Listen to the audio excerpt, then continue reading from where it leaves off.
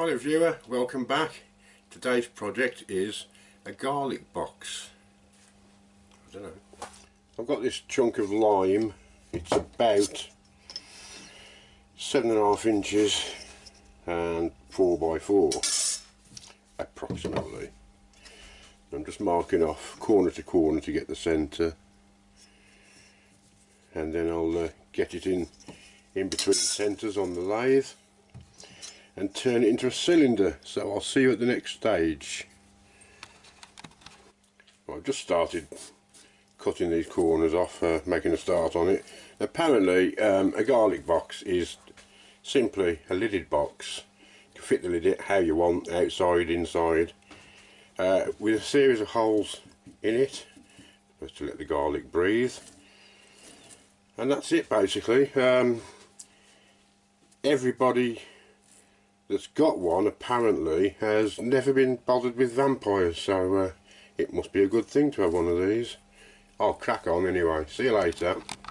Well, as you can see, I've very nearly got it into a nice cylinder now. There's just a little bit to go, and I'm just going over it with a little scraper till that's disappeared.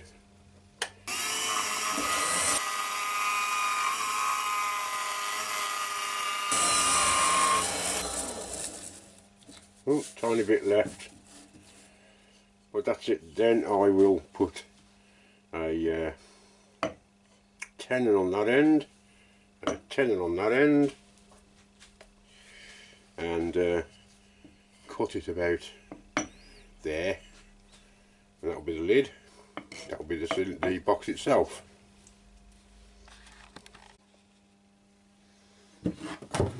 Okay, got the tenons cut both ends now. All I did was went in with my square tip carbide cutter to the correct depth, and then I got my skew chisel, just went in and put that angle on the shoulder so it'll fit snugly in the jaws of the chuck. Now I'm going to part it off approximately, or even about there I think. Of course I've got to do a little something on the lid, so I need some depth. I think there'll do it. See you in a bit. Right, I've got the base of the chuck. I'm just starting hollowing out now, just using the spindle gouge, and I'm going to leave a lip for the lid to sit in, but I'm going to leave it down quite a bit because I want to put a bit of an edge on here, so the lid will actually sit probably about 1/2 inch in. But there's a lot of hollowing to do. I could drill it all out, but it's always good practice to use the actual tools. Well, I need the practice anyway.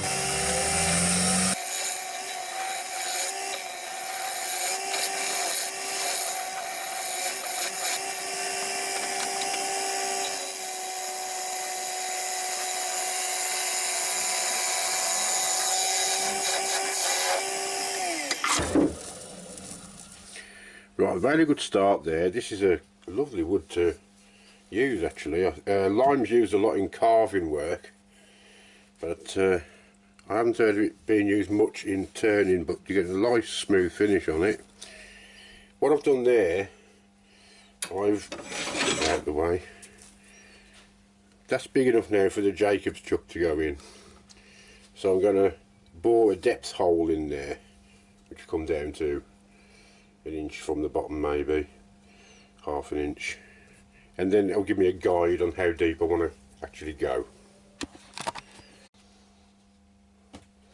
According to my calculations, I need to get the hole right on the shoulder there of the Jacob's chuck, so I've got about 1 inch to go.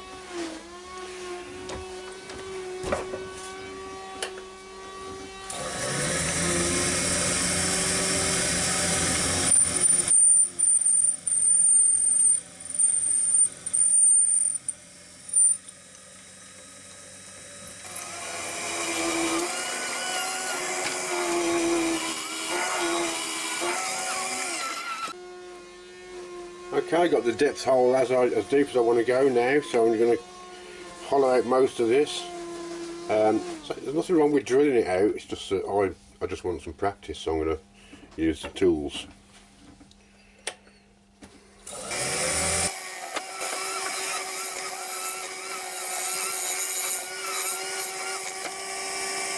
Right, I've just about got it all hollowed out. I've left a little ridge there for the lid to fit in. This edge is going to be sort of dremeled a bit, sort of wavy edge on the top instead of a nice square edge. That's what she wants, so that's that.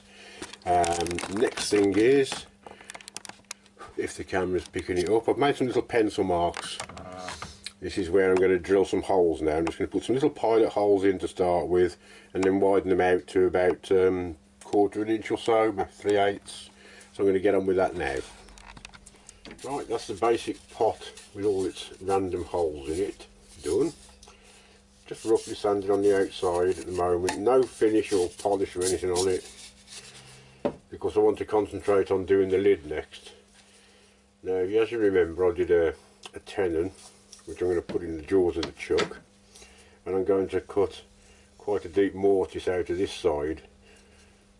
Of course, where the tenon is, that's going to be the top, so I don't want to lose that thickness of wood I've got on the tenon.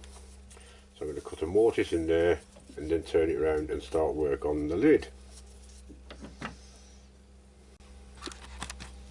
That's the mortise cut. Now, before I turn it around though, I want to get this to fit inside that. So I'm going to take some off here until it fits inside that box. It hasn't got a bit tight fitting lid, that's the one thing. I haven't got to be too fussy about jamming it in. So I'll just keep taking a bit off until I've got it to fit.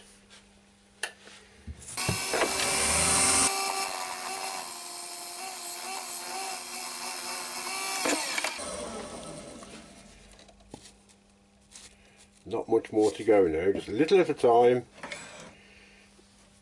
without going too far, and you should get it.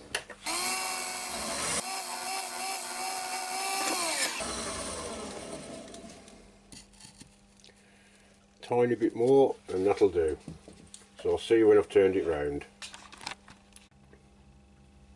Right, got it the right size, turned it round.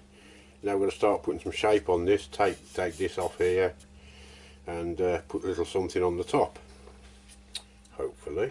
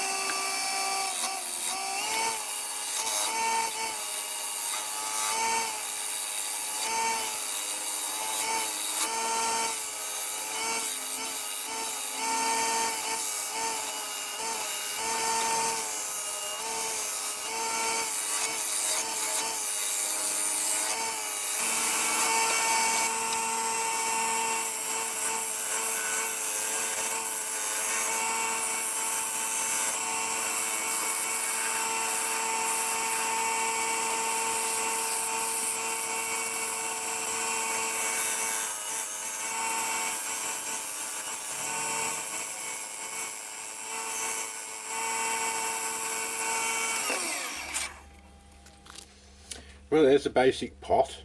Got to be sanded off yet, but before I go there, the reason why I've left that there, I can put that back on the lathe. While I've left the mortise in, I can put it back on the lathe to polish it up, etc.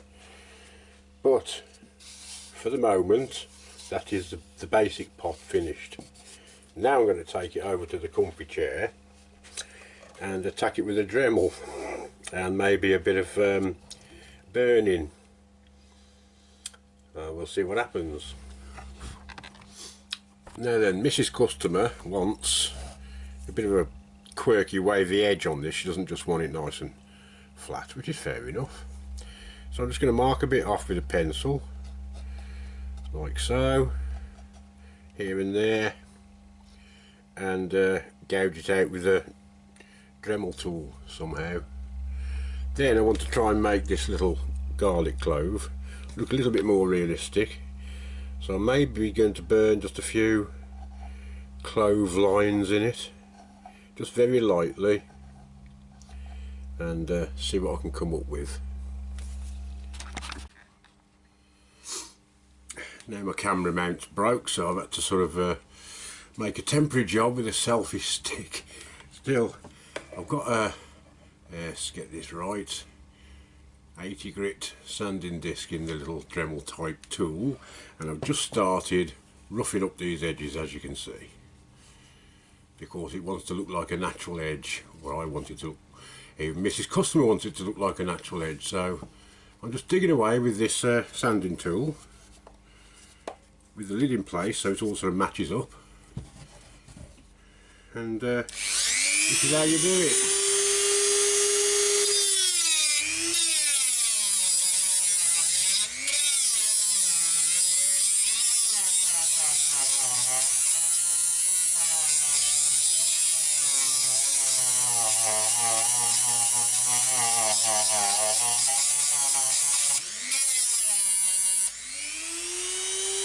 Okay. Right, I've got the pyrography machine now, and not very hot. I just want to put faint lines. I've done the one. I've just marked a bit in very fine pencil just to give me a guide. That one's done just to show the cloves of the garlic.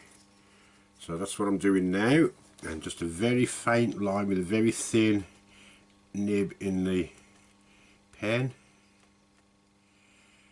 And it hasn't got to be perfect, which is good, because I've never seen a perfect garlic bulb yet. They're all different sizes and a bit raggedy looking, so that's all I'm doing. Very quick sketchy lines just to give it a little bit of detail.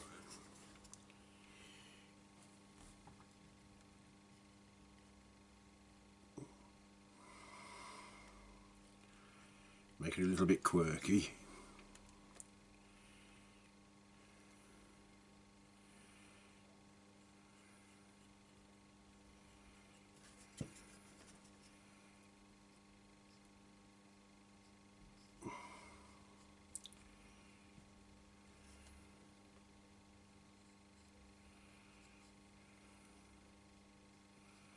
Hasn't it gone quiet?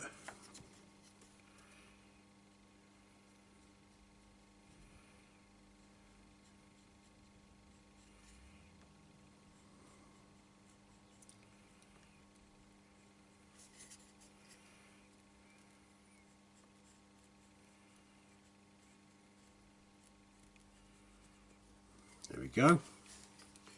That's it. Let's get it on the camera. That's it. Now the next little job, I've changed the tip over to a shader tip now. I'm just going to go around the edge of the box itself and give it a different bit of colour, so it looks more like a natural edge piece of wood.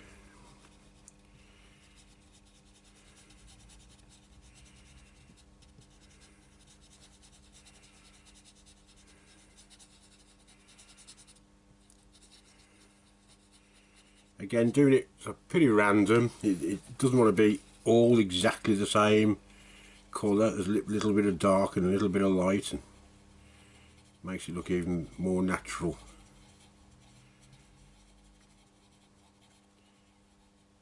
Just hold it there for a bit longer so it goes darker. That's it, lovely. I'll just keep doing that all the way around the edge till I'm happy with what it looks like. Right, I'm quite happy with that. Light and dark, bit of texture in it now. Now I've just started going around the outside edge now, just so it looks like there's a line of bark. Same tool, and all I'm doing is just rubbing it around the outside edge up to the top. Just give it that bit of depth. Very easy to do. You haven't got to be too fussy about it, which is a good thing.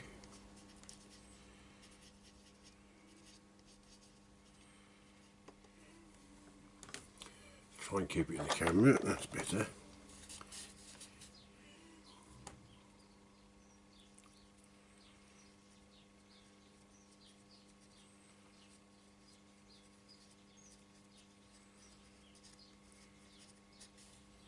just emphasises the natural edge look.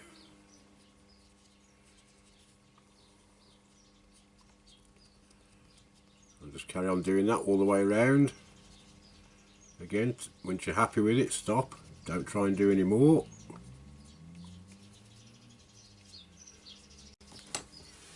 That's it. That's much better. Much more natural edge looking. I'm just going over it with a little bit of 400 grit sandpaper now, just to soften it up a bit.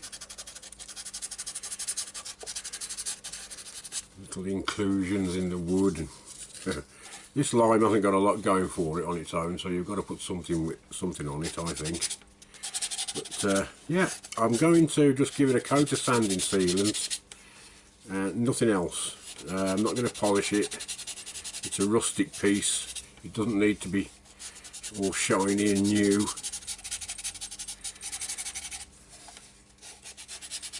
I was going to write garlic on it, but A, I'm no good at freehand writing, well, pyrography. B, I couldn't be bothered to go and print out the word garlic and make a stencil.